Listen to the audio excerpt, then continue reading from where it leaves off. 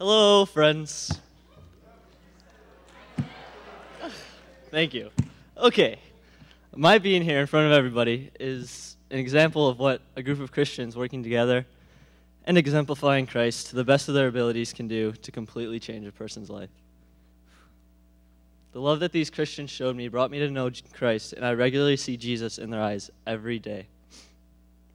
Some of these Christians and close friends are in the audience today, and I want to thank each one of you for being there, showing me how much I really needed to have a personal relationship with Jesus, and for leading me to go stronger in my faith, from learning different things from all of you. I appreciate all the love that everyone in the body of Christ has shown me. I hope to show that amazing love to both Christians and not, because it's continually proven to never fail.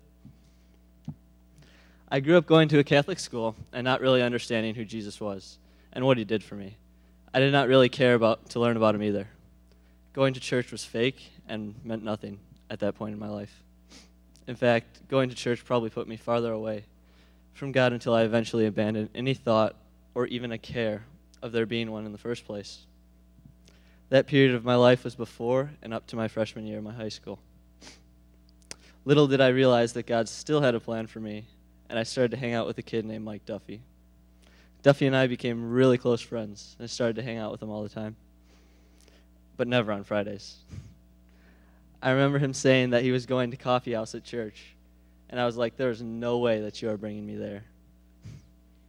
Then one day, I went over to his house, and we had nothing to do, and he told me that there was some people meeting at the Mandan residence. Little did I realize that it was church people.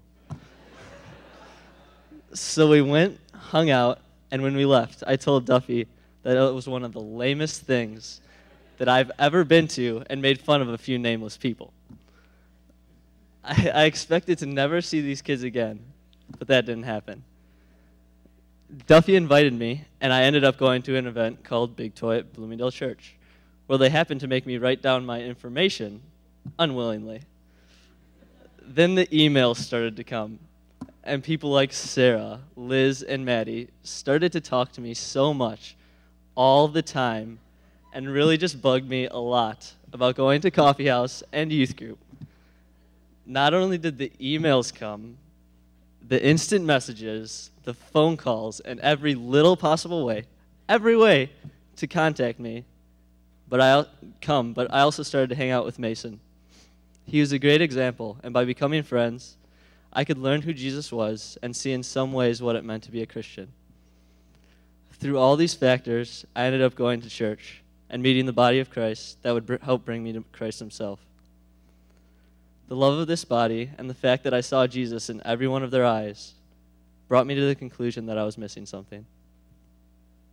I started to consider what I was missing and began to ask God what that was.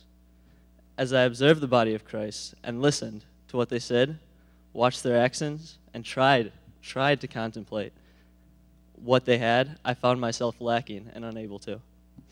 Trying to understand the taste of something that you have never tasted or the sound you've never heard is impossible. After that, God told me that I needed to have a personal relationship with Jesus. And towards the end of my sophomore year, I accepted that call, and the feeling of missing something disappeared. Yay. After that, people started to walk beside me and lead me to become stronger in my faith. I was led by God and the Christian community to become who I am today. Now Jesus has truly given me a heart for other people, and I want to see others with him as well. I've become less selfish, and my wants to become rich and live my life the way I want to live it have almost gone away, although sometimes they seem to reappear.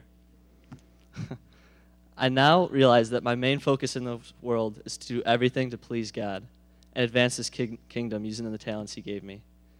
After Jesus' baptism in Matthew 3:17, God said, "This is my son, whom I love, and I am pleased with him." As a result, I'm here before you telling my testimony with the hopes that God looks at me and says, "This is my son, this is my disciple, this is my servant, whom I love, and I am pleased with him."